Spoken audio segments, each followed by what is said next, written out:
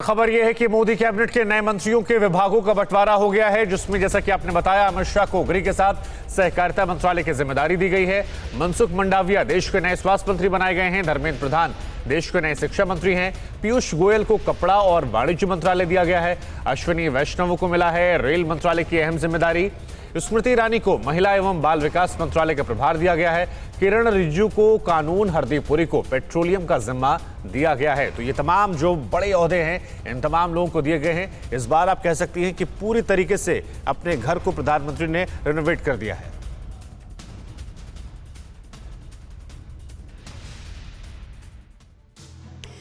तो लगातार ये कहा जा रहा था कि जब कैबिनेट एक्सटेंशन होगा तो उसमें दो चीजों को खास तौर पर ध्यान रखा जाएगा, सामंजस्य, यानी कि युवा चेहरा भी होगा और जिम्मेदार एक्सपीरियंस लोगों की टीम भी होगी। और टीम मोदी में जो नई जिम्मेदारी दी गई है उसमें सबसे पहले आपको बिग वॉल ग्राफिक के जरिए कैबिनेट मंत्री के तौर पर किसे जिम्मेदारी सौंपी गई, उनका चेहरा, उनका विभाग देख लेते हैं। और सबसे बड़ा चेहरा अमित शाह का है, जिन्हें गृह मंत्रालय जिनका बरकरार रखा गया है और एडिशनल सहकारिता मंत्रालय जिसका नया गठन किया है उसकी जिम्मेदारी इन्हें दे दी गई है। और अमित शाह के बाद अगला चेहरा आप देख रहे हैं जी किशन रेड्डी का।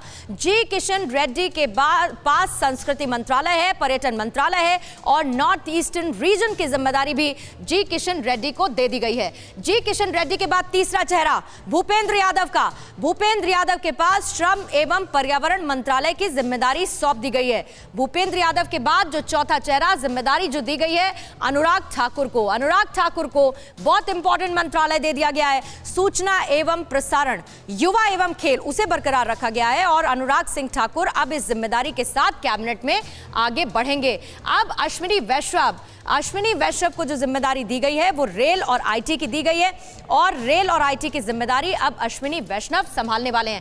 अब ज्योतिरादित्य सिंधिया को बेसब्री से इंतजार था, कैबिनेट में उन्हें जगह मिले, मंत्रालय उनको मिले और जो मंत्रालय उनको दिया गया है वो है नागरिक उड्डयन मंत्रालय का। इसके बाद हरदीप सिंह पुरी को पेट्रोलियम मंत्रालय दिया गया है। और ये बड़ा चैलेंज है क्योंकि लोग परेशान हैं पेट्रोल के बढ़ते हुए दामों को लेके, डीजल के बढ़ते हुए दामों को लेके। तो हरदीप सिंह पुरी कैसे इस मंत्रालय को टैकल करते हैं, कैसे आने वाली दिक्कतों से पार पाते हैं, यह भी देखना होगा। अगला चेहरा आप देख रहे हैं मनसुख मांडविया का और स्वास्थ्य मंत्री इन्हें बनाया गया है।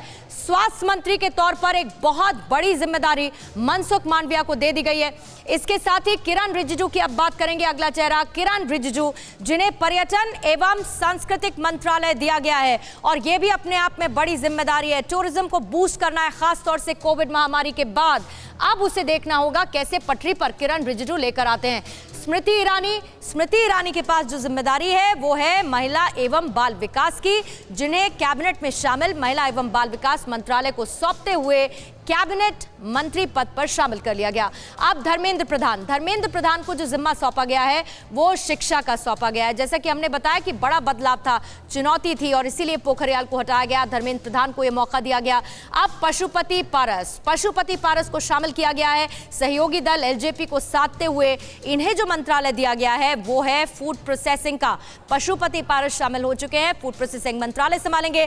पुरुषोत्तम रूपाला डेयरी, मत्स्य और साथ ही दुग्ध मंत्रालय इनको दे दिया गया है। पुरुषोत्तम रूपाला के बाद जो अगला चेहरा आपके सामने है वो है सर्बानंद सोनोवाल का। बड़ा इनाम सर्बानंद सोनोवाल को मिला है और कैबिनेट में शामिल वो हो गए हैं बंदरगाह, जहाजरानी और आयुष।